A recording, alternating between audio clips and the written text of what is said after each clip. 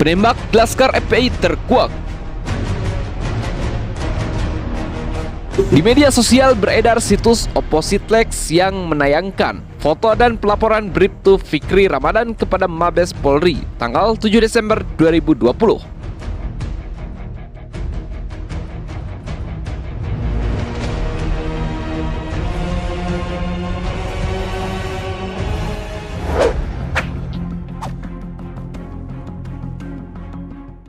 Weki, KJD, sama Platka. Ini udah belajar gila nih dia. Udah mepet-mepetin kita, tapi kita udah berusaha masuk ke tol arah ke Bandung. Lalu, itu ada ketembak katanya. Mereka mau ketembakan. Kiri ya? Tahan Putri.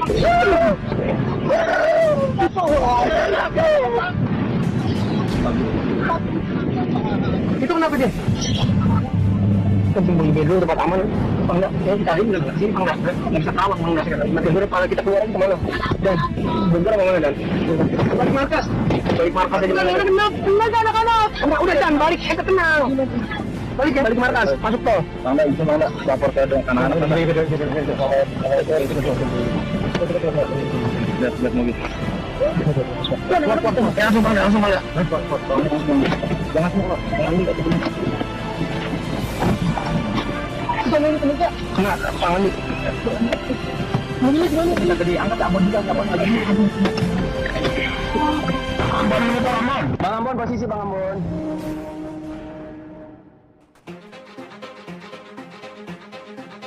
Penembak Laskar FPI terkuak. Di media sosial beredar situs Oppositlex yang menayangkan foto dan pelaporan Bribtu Fikri Ramadan kepada Mabes Polri tanggal 7 Desember 2020. Disertai dua saksi koleganya yaitu Bribka Faisal Hasbi dan Bribka Adi Ismanto. Uniknya, terlapor adalah 6 anggota Laskar FPI yang mati ditembak polisi. Maka muncul pertanyaan, apakah 3 polisi ini penembak 6 Laskar FPI? Banyak pernyataan yang mendesak agar kepolisian segera mengumumkan nama-nama penembak dan personal lain yang terlibat dalam kasus kilometer 50 tol Cikampek yang menjadi perhatian nasional bahkan dunia. Kualifikasi kejahatan teringan berdasarkan laporan Komnas HAM adalah pelanggaran HAM dengan indikasi unfollow killing. Bungkamnya Polri hingga kini tentang siapa anggotanya yang telah melakukan penembakan hingga tewas tersebut tentu menimbulkan banyak spekulasi. Ini kondisi yang tidak sehat. Dugaan bahwa kepolisian sedang berpikir keras dan mencari skenario penyelamatan korps. Ini menjadi opini publik. Korban tewas diputar balik menjadi penjahat, sementara pembunuh sebagai pahlawan. Munculnya 3 nama Fikri, Adi, dan Faisal didapat Oppositlex 6890 dari pelaporan 7 Desember 2020 pada hari yang sama dengan terjadinya peristiwa pembunuhan dini hari itu. Aksi sendiri dimulai pukul 23.45 waktu Indonesia Barat, tanggal 6 Desember 2020. Bribtu Fikri Ramadan menerangkan tindakan aparat melakukan hal tersebut tak lain sebagai tindakan tegas dan terukur kepada pelaku. Publik menilai ini untuk mengganti diksi menembak, juga bisa diartikan membantai dan menyiksa. 3 kemungkinan. 3 hal kemungkinan terhadap 3 nama di atas yaitu: pertama, Bribtu Fikri, Bribka Adi, dan Bribka Faisal itulah yang melakukan penembakan Laskar FPI, sehingga ketiganya yang paling siap untuk mempertanggungjawabkan hingga ke proses hukum peradilan sesuai peristiwa atau skenario peristiwa. Kedua, bukan ketiganya, tetapi mereka menjadi pemeran pengganti sekedar formalitas untuk melaporkan. Ada pelaku lain, baik anggota Polri atau instansi lain yang menjadi eksekutor sebenarnya.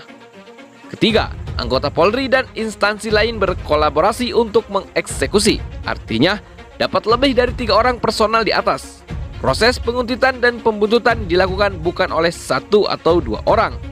Banyak orang dan pihak yang diduga terlibat. Siapa sebenarnya mereka itu? Tentu sangat mudah diketahui oleh lembaga kepolisian yang telah mengakui bahwa penembak adalah aparat. Hanya hingga kini terjadi keanehan bahwa hal yang mudah ini justru tidak diungkap. Jangan gerusa-gerusu, kata seorang pejabat Mabes Polri. Ini bukan soal gerusa-gerusu, akan tetapi fakta kejahatan yang mesti segera diusut. Justru betapa lambat kasus ini ditangani. Ayo Pak Kapolri, segera umumkan siapa pelaku yang melakukan unfollow killing itu. Benarkah Fikri, Adi, dan Faisal? Jika iya, tentu tinggal melakukan penyidikan. Jika ternyata bukan, maka tidak boleh ada orang yang tidak bersalah harus dikorbankan. Kasihan. Persoalan ini akan semakin menjelimet dan bikin mumet. Perencana atau pembuat skenario jika bermotif untuk menutupi kebenaran. Bandung, 23 Februari 2021. Penulis M. Rizal Fadilah. Bertobat kalian. Karena kalian dan keluarga kalian akan dihancurkan oleh Allah Subhanahu wa taala sebagaimana hancurnya hati kami, keluarga korban. Bagaimana hancurnya saudara-saudara dari 6 syuhada ini. Saudara dari sistem kekerabatan, saudara dalam darah, dan saudara di dalam iman. Antum bayangkan berapa banyak saudara-saudara daripada 6 syuhada ini. Saudara di dalam iman. Innamal mu'minuna ikhwatun. Mereka tersakiti semuanya. Dan terzolimi semuanya oleh pembunuhan ini.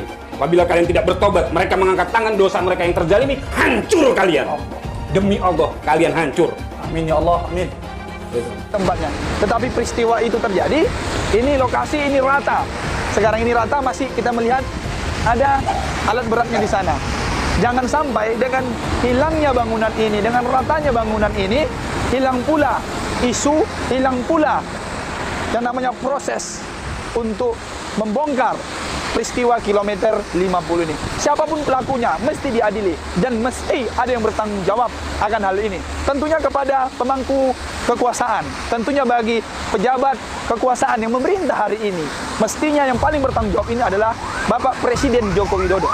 Agar ini dituntaskan, agar kita bisa berbicara negara ini masih negara hukum. Ketika ini tidak terjadi, maka apakah masih layak negeri ini dikatakan negeri hukum? Yang kedua, JD sama Platka ini udah belajar gila nih dia, udah mepet-mepetin kita, tapi kita udah berusaha masuk ke tol arah ke Bandung.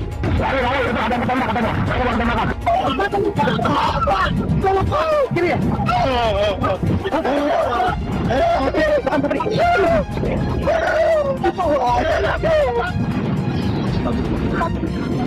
Itu kenapa dia? Tentu mau dulu tempat aman, enggak? Saya cari udah simpang, enggak bisa tawang, enggak. Bagaimana kalau kita keluar kemana? Dan bener kemana dan? Balik markas aja. Anak-anak. Udah jangan balik, kita kenal. Balik markas, masuk tol. Anda izin Anda lapor ke dengan kanan. Lihat mobil. Langsung balik. Jangan semua. Kita main ke meja. Kenapa? Tangan nih. Mobilnya gimana? Kita diangkat cabut juga.